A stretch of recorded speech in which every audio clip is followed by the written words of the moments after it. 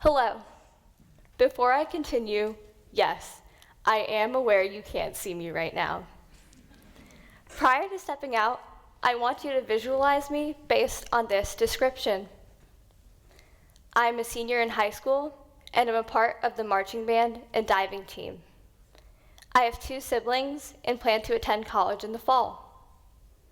My name is Kate Rosalind Mathew. I want you to think about that for a second and come up with an image of me in your head. As I make my way onto stage, I want you to remember that mental picture you just constructed of me.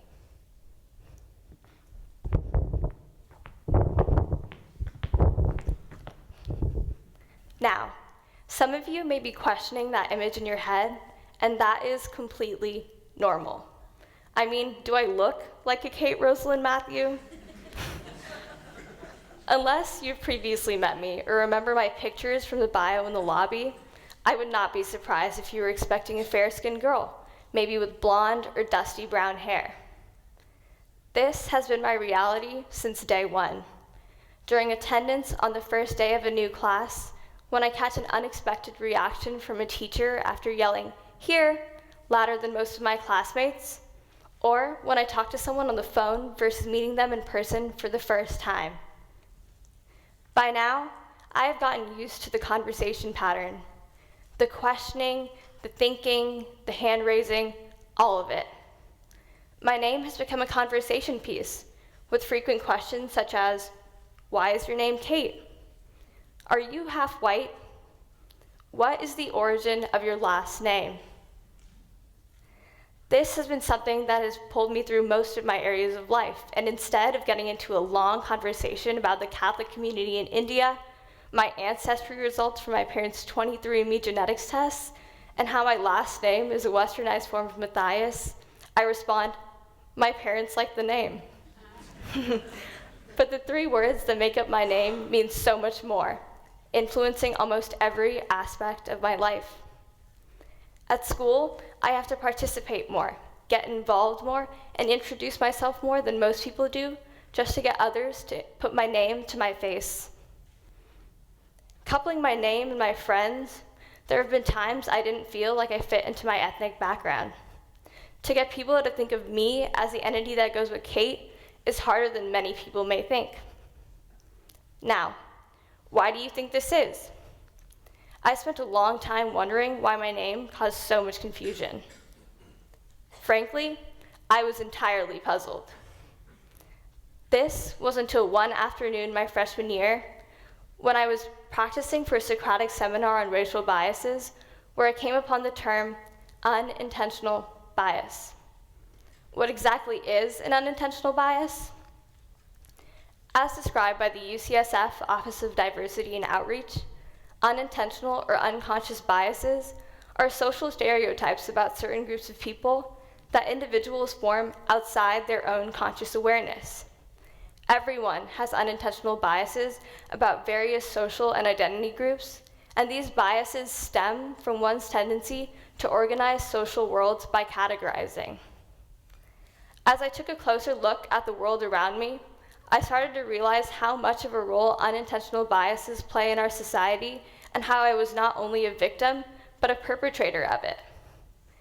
I was shocked at the number of times I caught myself looking through a biased lens. For example, I caught myself assuming that taller people were the ones in charge and had to relearn how I visualized leadership roles. And I had to do many other things, like I thought that if you had more degrees from more prestigious universities, you were obviously smarter.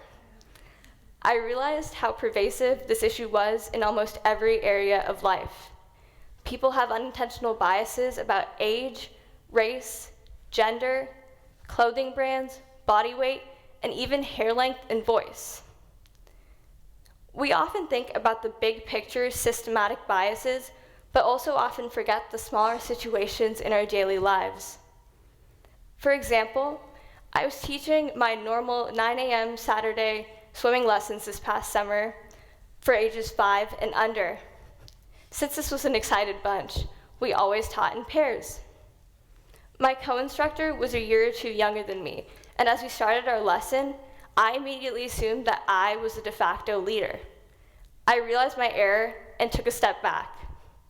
She was just as qualified as I was to be standing, or I suppose floating, here, and we should be teaching the class together. This was hard for me to do, as it went against my gut reaction and honestly humbled me. Now, let's analyze the situation a little more. Why did I assume a higher position? This is the crux of unintentional biases. This is not something that can be controlled. In fact, our brains are hardwired to form these tendencies. How? Our brains incite bias. From the second we start to develop, bias prevails. When we are babies, we start to recognize faces of our race more easily than faces of others. This all starts in a part of our brain called the amygdala. The amygdala is the part of our brain where information and billions of stimuli are processed. This can cause our minds to misinterpret details and dismiss repetitive actions.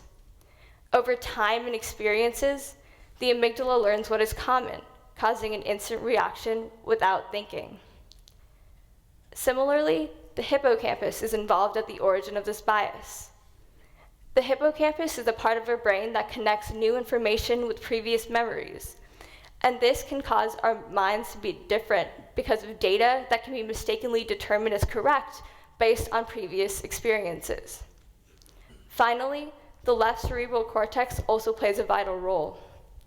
The left cerebral cortex relates words and sounds to memory as well as empathy and emotion, and does this through learning from the same past experiences. So, unintentional biases are inevitable. We are naturally programmed to see the world in this way. I have unintentional biases, you have unintentional biases, we all have unintentional biases. So what can we do about this? Unfortunately, there is no cure that will make you instantly impartial. But instead, we can leverage these inherent biases for good by embracing them in their entirety. The first step is to recognize that this bias exists in your life and in others' lives. Second, go further than recognizing and accept that this is something that is formed by past experiences. Third, and finally, don't beat yourself up about these biases, but instead see what you can do with them. Be open to your friends about this and have conversations about your experiences, and use this as your starting point to grow and learn about yourselves. The next time you catch yourself with one of these biases, take a step back and be open to them for who they are, not them for who you think they should be. We can think about biases in the same way we think about the phrase, "Don't judge a book by its cover." Our brains are hardwired to react on first impressions, so we naturally will judge a book by its cover. It's impossible not to. So instead, I want to take a slight twist to this phrase. Don't judge a book solely by its cover. Look deeper and uncover personalities. Process why your instant reactions are a certain way. And finally, embrace who you are.